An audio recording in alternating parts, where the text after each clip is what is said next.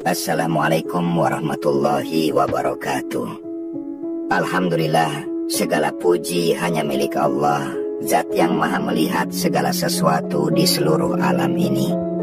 Sholawat serta salam semoga senantiasa tercurah kepada junjungan kita, Nabi Muhammad Shallallahu Alaihi Wasallam, beserta keluarga, para sahabatnya, dan segenap pewaris ilmunya yang membawa nur kebenaran hingga ke zaman kita hari ini. Saudaraku yang disayangi Allah, dalam kehidupan ini seringkali kita merasa sendirian. Tak jarang kita merasa bahwa tak ada satupun yang bisa memahami diri kita. Tak ada yang mengerti isi hati kita. Dan tak ada yang melihat jerih payah kita. Namun dalam tasawuf, para wali Allah dan para sufi mengajarkan satu keyakinan pokok yang menjadi penopang hidup mereka, yakni keyakinan bahwa Allah maha melihat, Al-Bashir. Dan inilah salah satu sifatnya yang menjadi pelita di tengah kelamnya, rasa sepi manusia. Allah berfirman dalam surah Al-An'am ayat 103, La tudrikuhul absoru, wa huwa yudrikul absor, wa huwal latiful khabir. Penglihatan tidak dapat menjangkaunya, tetapi dia menjangkau segala penglihatan. Dan dialah yang maha halus lagi maha mengetahui. Imam Al-Qushairi rahimahullah dalam risalahnya menafsirkan ayat ini dengan penekanan bahwa Allah tidak diliputi oleh pandangan, tapi seluruh pandangan makhluk diliputi olehnya. Ini bukan sekadar penglihatan fisik, tapi termasuk juga batin, niat, keinginan tersembunyi, bahkan getaran batin yang belum berbentuk kata. Syekh Ibnu Athaillah As-Sakandari dalam Al-Hikam berkata, bagaimana mungkin sesuatu yang terlihat karenanya bisa tersembunyi darinya? Kata-kata ini menyimpan makna yang sangat dalam sekali, saudaraku. Bagaimana mungkin kita menyembunyikan sesuatu dari Allah, sedangkan semua yang ada pada kita, dari nafas, niat, hingga gerak mata, semuanya muncul karena izin dan kehendaknya. Para wali Allah dalam maqam muraqabah senantiasa hidup dalam kesadaran bahwa Allah melihat mereka setiap saat. Bukan dengan rasa takut saja, tapi juga dengan rasa cinta. Mereka tidak hanya meninggalkan maksiat karena takut dilihat Allah, tetapi juga karena malu jika Allah melihat mereka dalam keadaan lalai. Inilah derajat ihsan yang diajarkan Rasulullah.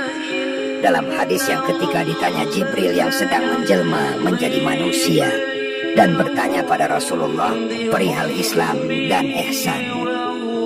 Ketika Jibril bertanya apa itu ihsan, Rasulullah menjawab, engkau menyembah Allah seakan-akan engkau melihatnya. Dan jika engkau tidak melihatnya, maka yakinlah bahwa dia melihatmu. Saudaraku yang dirahmati Allah, di titik ini, seperti biasa, saya ingatkan panjenengan semua untuk menyimak pembahasan ini sampai akhir, karena kita akan menggali bagaimana para sufi menanamkan kesadaran akan penglihatan Allah ini dalam laku hidup mereka sehari-hari. Bukan hanya untuk sekedar tahu, tapi supaya kita bisa hidupkan nilai-nilai itu dalam kehidupan sehari-hari. Dan jika panjenengan merasakan manfaat dari pembahasan ini, kami mohon dengan penuh rendah hati, dukunglah channel Ruang Sufi ini dengan menekan tombol suka, berlangganan, dan subscribe. Karena satu klik dari panjenengan, insya Allah akan jadi bagian dari dakwah yang menebar cahaya di tengah gelapnya zaman ini.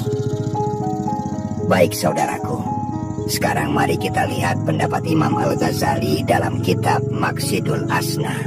Beliau menjelaskan bahwa nama Allah Al-Bashir adalah sifat yang tidak hanya melihat secara fisik, tapi juga memahami seluruh makna di balik sesuatu. Allah bukan hanya melihat gerak tubuhmu, tapi juga melihat alasanmu bergerak. Allah melihat bukan hanya kata yang keluar dari mulut, tapi juga niat yang tersembunyi dalam dadamu. Inilah yang menjadikan sifat Allah Maha Melihat itu bukan hanya tentang pengawasan, tapi juga tentang pemahaman dan kasih sayangnya yang sangat dalam kepada makhluknya. Dalam kitab Futuhat Makkiyah, Syekh Muhyiddin Ibnu Arabi menjelaskan bahwa penglihatan Allah adalah pancaran dari sifat wujudnya. Karena Allah itu nyata, maka segala sesuatu yang ada di hadapannya tak pernah luput darinya. Bahkan saat waktu belum ada, ruang belum terbentang, Allah sudah melihat seluruh kemungkinan makhluk. Maka ketika kita bicara tentang penglihatan Allah, kita sedang berbicara tentang kehadirannya yang meliputi segalanya. Bukan hanya melihat, tapi hadir, mengetahui, dan menyertai kita. Para sufi, seperti Robi'ah Al-Adawiyah, menangis bukan karena takut dosa mereka dilihat Allah, tapi karena malu jika kebaikan mereka pun masih diselimuti riya, dan Allah mengetahuinya. Itulah rasa malu para kekasih Allah. Malu karena sadar bahwa penglihatan Allah lebih tajam dari apapun. Tidak ada tempat bersembunyi. Maka mereka memilih untuk hidup dalam kejujuran spiritual, totalitas dalam ibadah, dan penghambaan yang penuh keikhlasan. Syekh Abdul Qadir Al-Jailani dalam kitab Sirul Asror menyampaikan bahwa apabila seorang hamba telah yakin dan meresapi bahwa Allah Maha Melihat, maka ia akan meninggalkan segala bentuk pencitraan, kemunafikan, dan tipu daya diri. Ia akan hidup dalam keheningan batin yang hanya memperhatikan pandangan Allah. Inilah makom orang-orang saleh yang hidupnya bukan karena ingin dilihat manusia, tapi karena ingin terlihat baik di hadapan Allah saja. Saudaraku, yakinlah bahwa saat engkau menangis dalam doa, bahkan sebelum air matamu jatuh ke pipi, Allah sudah melihatnya. Saat engkau diam dalam kegelisahan, sebelum lidahmu sempat mengadu, Allah sudah mengetahui dan melihatnya. Maka jangan merasa sendiri, jangan merasa tidak ada yang peduli. Karena Allah, Al-Bashir, Zat yang Maha Melihat, tidak pernah memalingkan pandangannya darimu, meski engkau yang kadang berpaling darinya. Maka, setiap gerak hidup ini, hendaknya kita jaga agar selalu berada dalam ridhonya. Setiap perbuatan kecil yang kita anggap remeh, jika dilakukan dalam kesadaran bahwa Allah melihatnya, bisa menjadi besar di sisinya. Sebaliknya, amal yang besar jika dilakukan karena ingin dilihat manusia, bisa menjadi kecil, bahkan sia-sia. Inilah pesan para sufi. Jangan pernah lakukan sesuatu kecuali engkau rela jika Allah melihatmu sedang melakukannya. Dalam dunia tasawuf, kesadaran bahwa Allah selalu melihat tidak hanya menjadi pegangan dalam ibadah, tapi ia juga menjadi pondasi utama dalam membentuk akhlak. Seorang murid dalam jalan spiritual tidak hanya dituntun untuk memperbanyak zikir, wirid, atau riyadhah, tetapi juga untuk menumbuhkan rasa muraqabah, yaitu merasa diawasi, dilihat, dan disertai Allah dalam setiap detik hidupnya. Syekh Zunnun Al-Misri berkata, tanda orang yang arif billah adalah jika engkau melihatnya, engkau merasa seolah Allah sedang melihatmu melalui dirinya. Maksudnya bukan karena dia istimewa secara lahir, tapi karena batinnya begitu jernih, begitu tunduk dalam pengawasan Allah, hingga pantulan cahayanya menular pada orang di sekitarnya.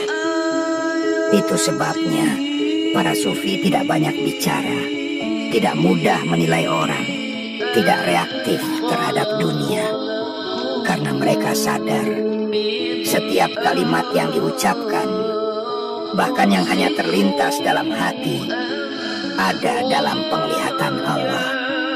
Maka dalam laku mereka sehari-hari terlihat ketenangan, keteduhan, dan ketegasan. Mereka tidak mudah goyah karena mereka tahu bahwa tidak ada satu detik pun dari perjalanan hidup ini yang luput dari pandangannya. Dan karena itulah mereka tidak butuh pengakuan dari manusia. tidak haus akan validasi, sebab yang mereka cari hanyalah pandangan ridho dari Allah semata. Imam Al-Haddad dalam Risalatul Mu'awana menasihati para penempuh jalan Allah agar menjadikan sifat Allah Maha Melihat atau Al-Basir ini sebagai cermin setiap kali hendak berkata, berpikir, atau bertindak.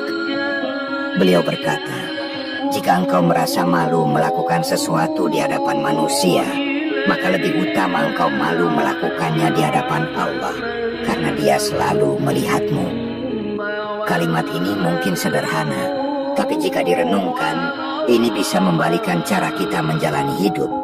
Kita sering menjaga sikap saat sedang dilihat orang lain, tapi lupa bahwa Allah selalu melihat, bahkan ketika tak ada satupun mata manusia tertuju pada kita.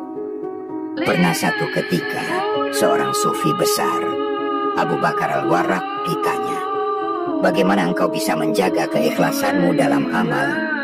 Beliau menjawab, aku malu kepada Allah jika amal yang kulakukan hanya baik saat kulihat manusia ada di sekitarku. Maka aku berlatih untuk selalu merasa bahwa Allah hadir dan melihatku, baik saat aku sendiri maupun ramai. Inilah makom para arifin billah. Mereka hidup dalam keseimbangan antara harap dan malu, antara rindu dan tunduk, dan semuanya bermuara dari satu keyakinan, yakni Allah Maha Melihat. Saudaraku, coba kita tarik pelajaran ini dalam hidup kita hari ini. Ketika engkau bekerja, berdagang, menjadi guru, menjadi murid, menjadi ayah, ibu, suami, istri, semua itu bisa jadi ladang pahala yang luar biasa bila dilakukan dalam kesadaran bahwa Allah melihat. Engkau tidak perlu menunjukkannya pada siapapun, tidak perlu menjelaskan apapun.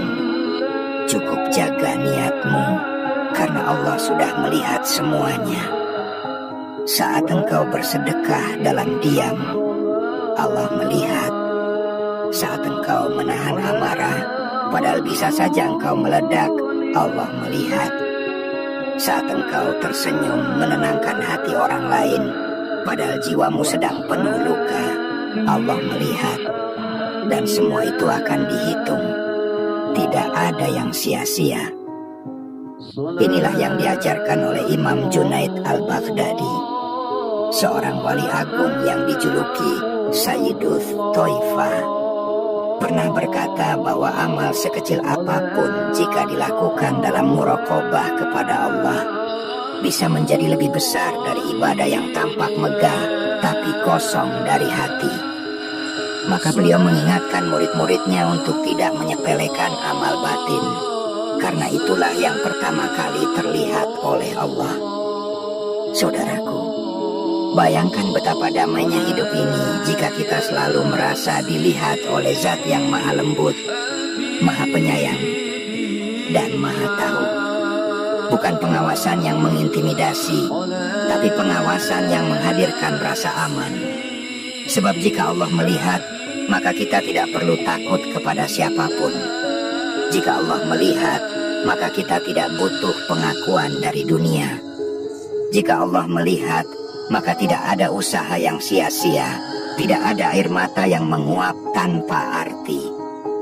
Saudaraku, kesadaran akan sifat Allah Maha Melihat ini akan menumbuhkan satu hal besar dalam jiwa, kejujuran spiritual. Kita akan jujur pada diri sendiri, jujur pada Allah, dan jujur dalam hidup. Karena tidak ada lagi alasan untuk berpura-pura, tidak ada lagi ruang untuk topeng, dan tidak ada lagi tempat untuk berlindung selain kepadanya. Jika engkau merasakan kehadiran Allah dalam hatimu sekarang, walau hanya sedikit saja, itu tanda bahwa cahayanya mulai mengetuk. Biarkan cahaya itu masuk, tumbuh, dan menerangi seluruh bagian jiwa yang pernah gelap. Karena selama Allah melihatmu, maka selama itu pula harapan masih ada. Di antara ajaran sufi adalah mujahadatun nafs, perjuangan melawan hawa nafsu. Dalam laku ini, keyakinan bahwa Allah Maha Melihat menjadi pendorong utama, Karena bagaimana mungkin seseorang mau berjuang melawan bisikan jiwanya sendiri kalau ia tidak merasa bahwa ada yang mengawasi dan melihat setiap gelora dalam dirinya? Syekh Abu Yazid Al-Bustami, seorang sufi besar yang terkenal dengan ungkapan-ungkapannya yang sangat dalam, pernah berkata, jika engkau merasa dilihat oleh Allah dalam setiap helaan nafasmu, maka tidak akan ada lagi nafas yang sia-sia.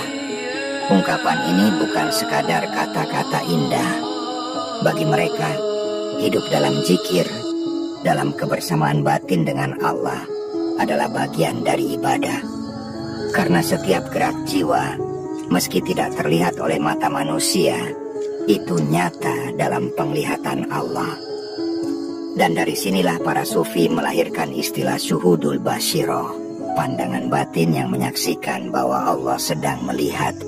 Ini bukan melihat dengan mata kepala, bukan pula halusinasi spiritual, tetapi sebuah kesadaran rohani yang begitu dalam. Ibarat seseorang yang merasa dilihat oleh seorang raja, tentu ia akan bersikap sangat berhati-hati, penuh adab dan rasa tunduk. Maka bagaimana jika yang melihat adalah raja dari segala raja, Malikal Mulk, zat yang tak hanya melihat apa yang tampak, tapi juga yang tersembunyi. Dalam Manazil As-Sairin, Imam Al-Harawi membagi makom muraqabah ini menjadi beberapa tingkatan. Yang tertinggi adalah ketika seorang hamba tidak hanya merasa bahwa Allah melihatnya, tetapi hidup dalam kehadiran batin bahwa ia sedang disaksikan langsung oleh Allah. Ia hidup bukan untuk dilihat manusia, bukan untuk pengakuan dunia, tapi karena ingin terlihat indah di hadapan Allah semata. Inilah yang membuat para wali hidup dengan tenang, bahkan dalam badai. Mereka tidak lagi mengukur keberhasilan dari pujian manusia atau hasil lahir semata. Mereka hanya bertanya satu hal di dalam hati. Apakah Allah ridho melihatku dalam keadaan seperti ini? Jika iya, mereka tenang, meski dunia menolak. Jika tidak, mereka gelisah, meski dunia memuji. Dan menariknya, saudaraku, keyakinan bahwa Allah Maha Melihat ini tidak hanya menumbuhkan ketenangan, tapi juga keberanian. Karena jika engkau yakin Allah melihatmu, maka engkau tak akan takut pada kekuasaan manusia. Lihatlah kisah para wali dan ulama saleh yang hidup di zaman para tiran. Mereka tetap berkata benar, tetap bersikap adil, tetap menolak suap, tetap menyampaikan nasihat, bukan karena mereka ingin dianggap pemberani, tapi karena mereka sadar bahwa Allah melihat. Dan cukuplah pandangan Allah itu menjadi penjaga, pelindung, dan pemberi kekuatan. Syekh Ahmad Rifai rahimahullah berkata dalam salah satu wasiatnya, jika engkau merasa bahwa Allah melihatmu, maka engkau tidak akan tergoda oleh kemilau dunia. Karena apa artinya dunia jika Allah telah memalingkan wajahnya darimu? Kalimat ini menusuk jiwa. Betapa banyak di antara kita yang mengejar dunia dengan begitu hebat, sampai-sampai lupa bahwa yang melihat kita setiap saat adalah Allah, bukan manusia. Kita ingin terlihat sukses, terlihat bahagia, terlihat baik.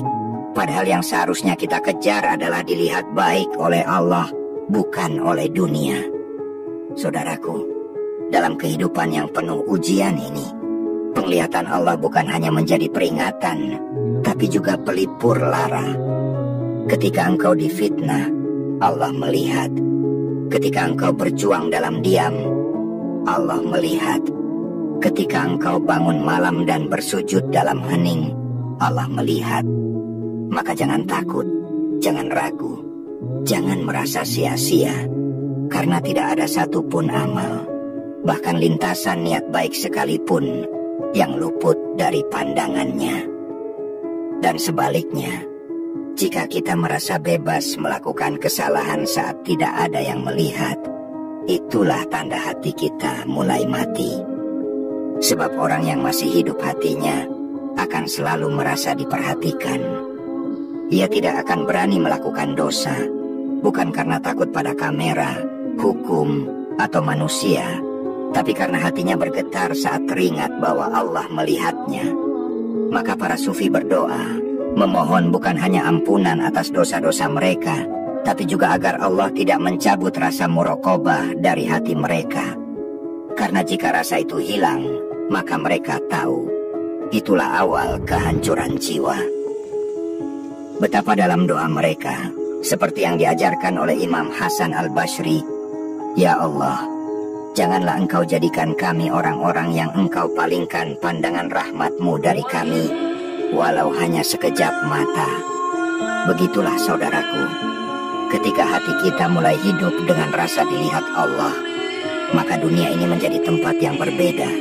Setiap detik jadi bernilai, setiap amal jadi berarti, dan setiap kesunyian jadi kesempatan untuk dekat dengannya. Bukan karena kita sempurna, bukan karena kita bersih dari dosa, tapi karena kita ingin terus diperhatikan oleh Zat yang Maha Melihat, Maha Lembut, dan Maha Mengampuni. Imam Junaid al-Baghdadi, seorang tokoh agung dalam dunia tasawuf, pernah ditanya oleh muridnya, "Wahai Imam, bagaimana agar hati ini selalu dalam keadaan terjaga dan merasa dalam pengawasan Allah?" Beliau menjawab dengan sangat ringkas namun menggetarkan, "Kau harus selalu menyertakan Allah dalam setiap lintasan niat, bukan hanya dalam amal." Artinya, saudaraku, kesadaran akan penglihatan Allah itu bukan cuma saat kita sedang sholat, zikir, atau sedang melakukan amal besar, tapi justru dalam hal-hal kecil, hal yang kadang kita anggap remeh, saat hendak bicara, saat hendak menanggapi seseorang, saat memilih menahan diri daripada membalas, saat hendak memutuskan sesuatu. Apakah kita benar-benar sudah merasa bahwa Allah sedang melihat niat di balik semua itu? Para wali dan ahli hakikat sangat berhati-hati dalam urusan niat, karena mereka tahu Allah tidak hanya melihat apa yang dilakukan, tapi juga kenapa itu dilakukan. Dalam Futuhatul Makkiyah, Ibnu Arabi menjelaskan bahwa setiap amal memiliki dua sisi. Satu sisi tampak oleh manusia, dan satu sisi lain yang hanya diketahui Allah, yakni niat terdalam. Disinilah sifat Al-Bashir menunjukkan keagungannya, karena manusia bisa salah menilai, bisa tertipu oleh lahiriah, tapi Allah tidak pernah keliru. Allah melihat segalanya sebagaimana adanya. Bahkan dalam kitab Ihya Ulumuddin, Imam Al-Ghazali menguraikan bahwa salah satu rahasia besar dari penglihatan Allah adalah bahwa Ia melihat tidak hanya amal baik dan buruk, tapi juga semua kemungkinan niat yang tersembunyi di antara keduanya.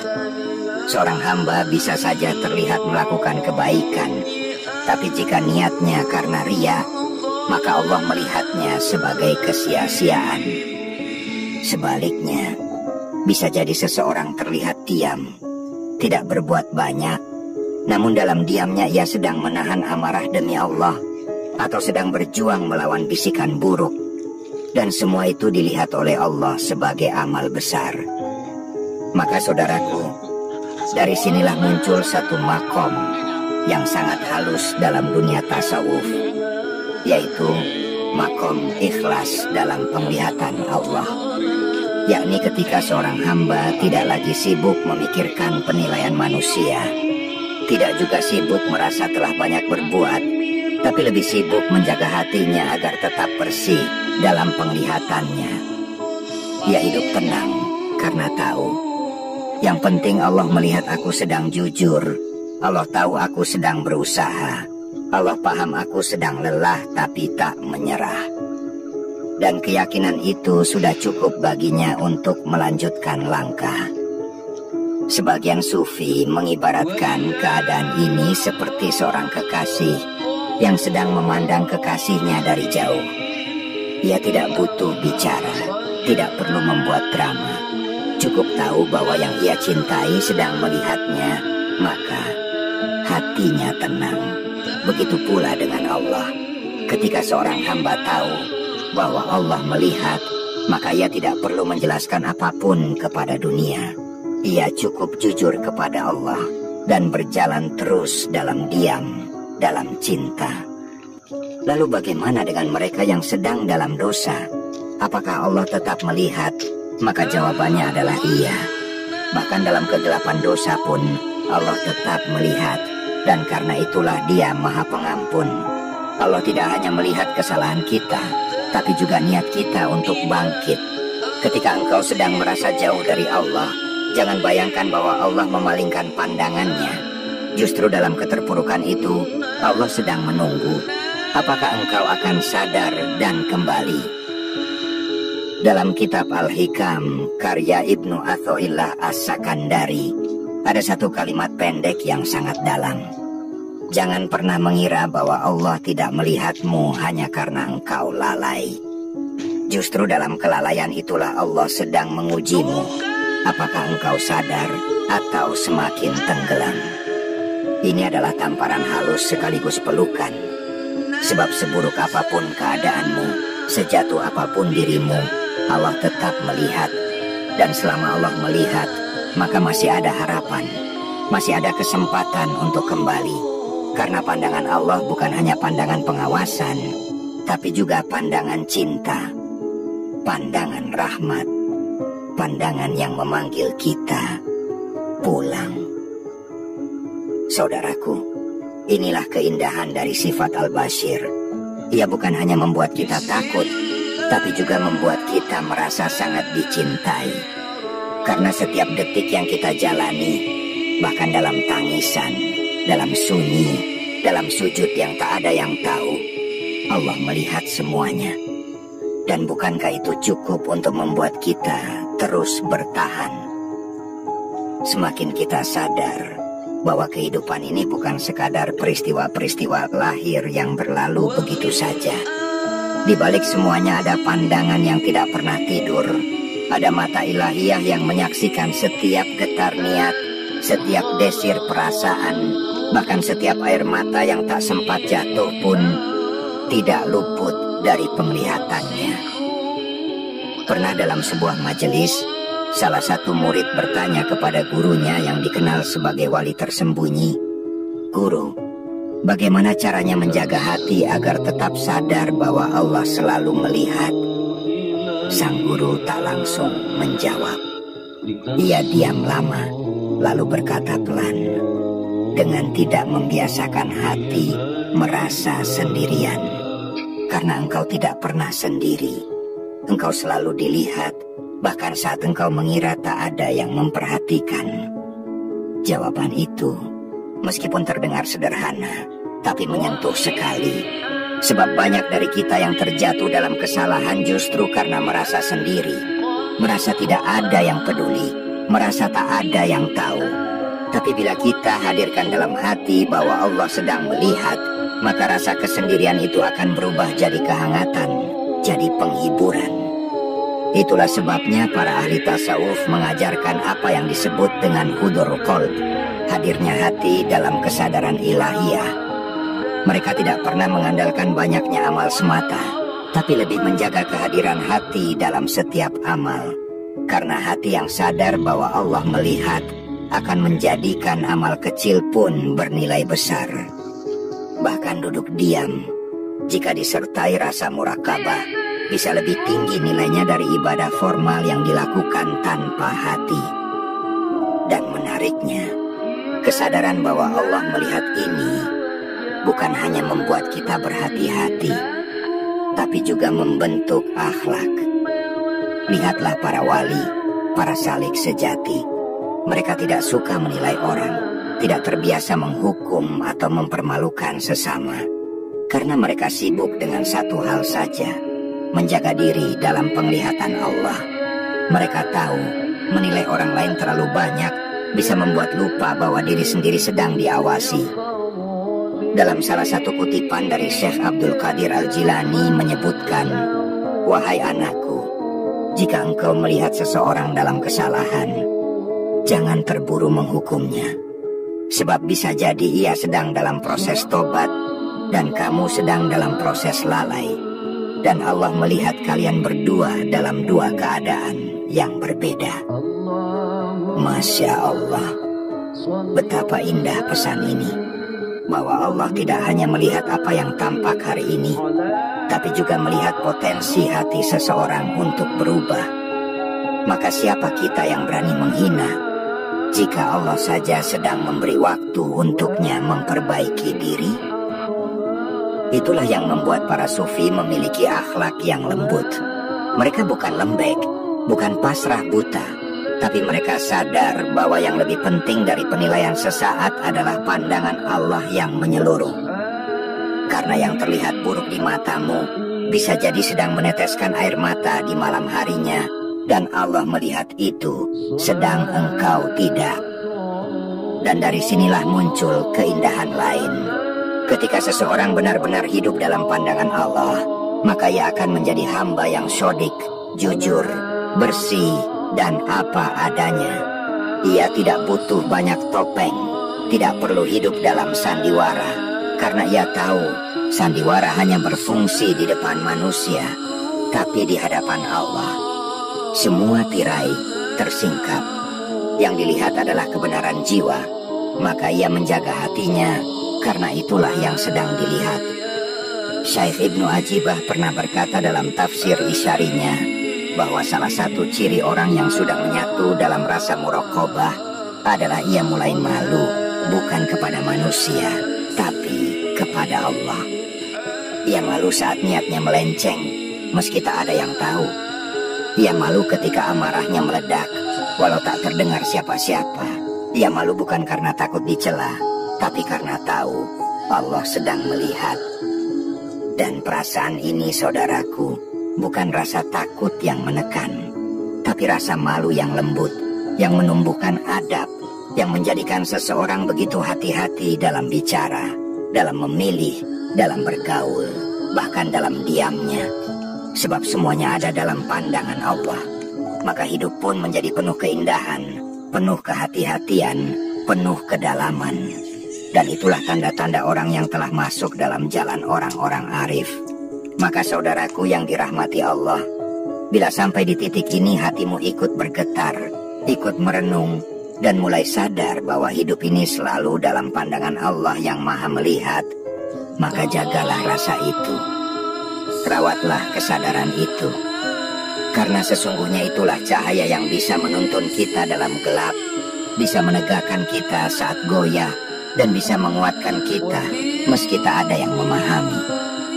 Dan bila engkau merasa bahwa apa yang baru saja kita renungi ini bermanfaat, menyentuh, menguatkan, atau membuka mata hati, izinkan aku memohon kebaikan darimu.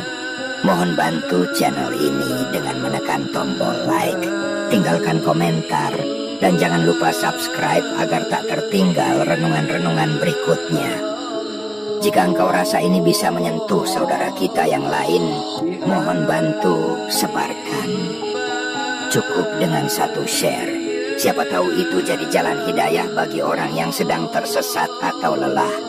Dan semoga Allah membalas semua kebaikanmu dengan limpahan pahala dan kasih sayangnya yang tak terhingga. Wassalamualaikum warahmatullahi wabarakatuh.